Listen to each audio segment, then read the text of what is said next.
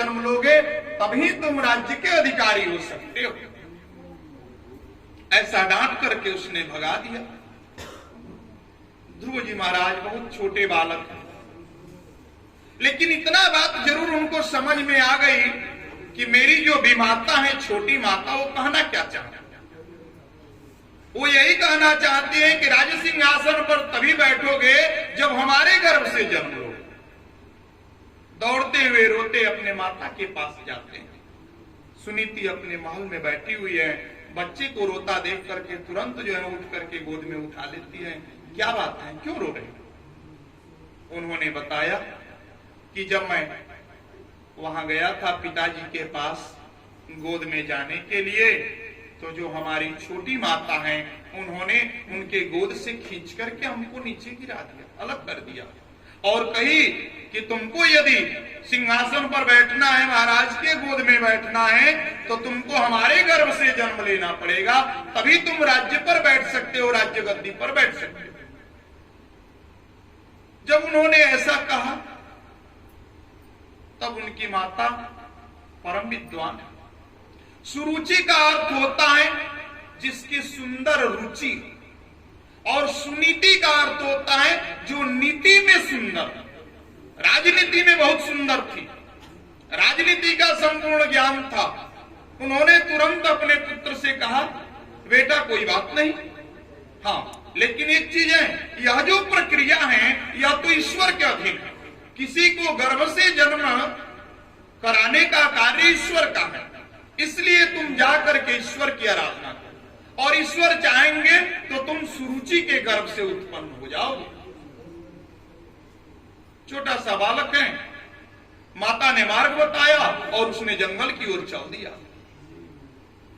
अब इस दृश्य को देख रहे हैं नारद जी, तुरंत रास्ते में पहुंच गए, ध्रुव को पकड़ लिए, कह रहे हैं कि कहां जा रहे हैं। उसने संपूर्ण बात बताई।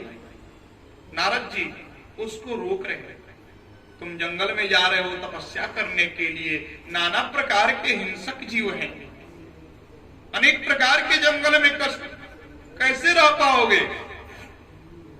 ध्रुव तो अटल है, ध्रुव नाम ही है अटल। आज भी जब विवाह इत्यादि होता है तो वर कन्या को उत्तर दिशा की ओर मुंह करके कहा जाता है कि ध्रुव का दर्शन करें, ध्रुव तारा का दर्शन करें। वही ध्रुव जी महाराज है, ध्रुव का नाम है अटल। अब उनकी प्रतिज्ञा तो अटल है। नारद जी को बहुत समझाने के बाद भी ध्रुव नहीं मानते हैं, और एक बात जो है अंतिम में कहते हैं ध्रुव जी, हे प्रभु आप ये बताइए कि हम भगवान को प्राप्त करने के लिए जा रहे हैं, तो कौन से मंत्र का जाप करें जिससे परमात्मा अति शीघ्र प्रसन्न हो जाए। तब जो है नारद जी उनको 12 अक्षर मंत्र का जो है ओम नमो भगवते वासुदेवाय, इस मंत्र का जो है विधि बताते हैं। और वह बालक जाकर के वहां जंगल में एक पैर पर खड़ा होकर के और भगवान की तपस्या में जो है लीन हो। ऐसा शास्त्र कहता है कि कुछ दिन तक एक समय जल पी करके, कुछ दिन तक जो है पत्ते खा करके, और कुछ दिन तक जो है केवल वायु पी करके तपस्या में लीन हो। धीरे धीरे मनुष्य को अपने शरीर को साधना चाहिए। हम लोग भी नवरात्रि इत्यादि का व्रत रहते हैं, या कुछ कुछ व्रत रहते हैं, ज्योतिया है, तीज है, माताएं रहती हैं, तो धीरे धीरे जल छोड़ती हैं, धीरे धीरे अन्न छोड़ती है। शरीर की हमारी जो तासीर है धीरे धीरे बर्दाश्त करने के योग्य हो जाती है, फिर हम तपस्या में लीन हो जाते हैं। ध्रुव जी तपस्या में लीन हो गए हैं, और उद्देश्य ये है कि भगवान को प्राप्त करना। इस प्रकार से भगवान को बुलाने के निमित्त जो है 12 अक्षर मंत्र का जप जो है ध्रुव जी महाराज करने लगे।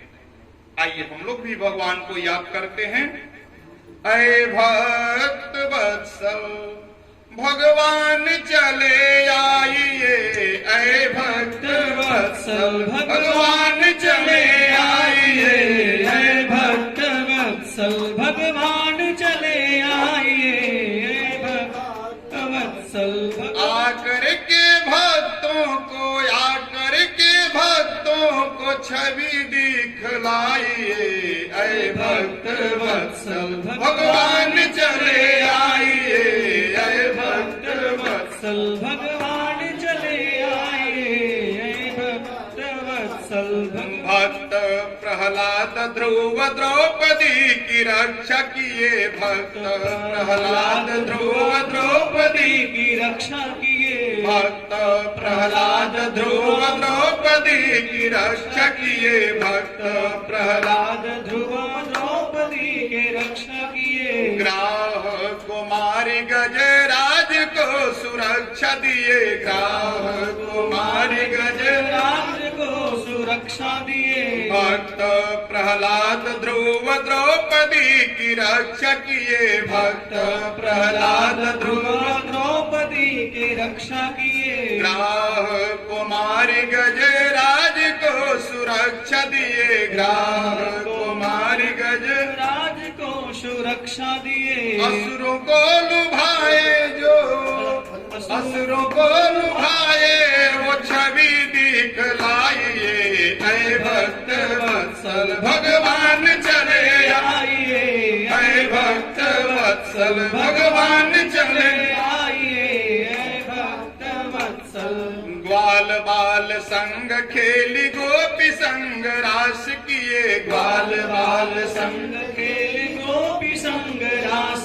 किए, ग्वाल बाल संग खेली गोपी संग रास किए, ग्वाल बाल संग खेली गोपी संग रास किए, कंस रावण आदि दुष्टों को नाश किए, कंस रावण आदि दुष्टों को नाश किए, मधुर मनोहर छवि हृदय में बसाइए, ऐ भक्त वत्सल भगवान चले आइए, ऐ भक्त वत्सल भगवान चले आइए, ऐ भक्त वत्सल भगवान चले आइए, ऐ भक्त वत्सल भगवान चले आइए। बलि पर कृपा किए तो त्रैलोक नाप दिए, बलि पर कृपा किए तो त्रैलोक नाप दिए, बलि पर कृपा किए तो त्रैलोक नाप दिए, पर कृपा किए तो त्रैलोक नाप दिए, करता जीव स्वयं मान्य सब कुछ आप किए, करता जीव स्वयं मान्य सब कुछ आप किए, भागवत कथामृत का पान करवाइए, भागवत कथामृत का पान करवाइए, ऐ भक्त वत्सल भगवान चले आइए, ऐ भक्त वत्सल भगवान चले बोलिए आइए, भक्त वत्सल भगवान की जय। इस प्रकार ध्रुव जी महाराज जो हैं तपस्या कर रहे हैं और बहुत कम समय में प्रभु इतने करुणावान हैं, छोटे से बालक की तपस्या को देख करके तत्काल प्रकट हो जाते हैं। भगवान आकर के खड़े हैं और ध्रुव जी महाराज जो हैं ईश्वर भक्ति में इतने समाधिस्थ हैं कि भगवान को देख नहीं रहे। जब भी हम योग मार्ग के द्वारा भगवान की साधना करते हैं तो हमारा शरीर जो है एकाकार हो जाता है। ईश्वर में जब हम लीन हो जाते हैं तो बाहरी आवरण हमको दिखाई नहीं देता। ध्रुव जी महाराज जो है ईश्वर में विलीन हो गए। भगवान खड़ा होकर के प्रतीक्षा कर रहे हैं। परम सौभाग्य होता है उस भक्त का जिसके सामने भगवान उसकी प्रतीक्षा कर रहे हैं। बहुत प्रतीक्षा करने के बाद ध्रुव जी के नेत्र नहीं खुल रहे हैं। अचानक भगवान जो है जो एकाकार किए थे उस परम ज्योति को अपने ओर खींचे और जैसे खींचते हैं तुरंत जो है ऐसा हो गए। ध्रुव जी महाराज कहां हम आ गए। भगवान से उनका तार जो है टूट गया, कनेक्शन टूट गया और जैसे आप खोलते हैं देखते हैं साक्षात श्रीहरि हम सामने खड़े। तुरंत जो है चरणों में साष्टांग प्रणाम करके भगवान की स्तुति करने लग रहे हैं। ध्रुव जी महाराज कह रहे हैं योऽन्तः प्रविश्य मम वाचमिमं प्रसुप्तं संजीवयत्तखिल शक्तिधरा स्वधाम्नाम् अन्नाश्च हस्तचरण श्रवणस्त्वगादीन् प्राण नमो भगवते पुरुषाय तुभ्यम।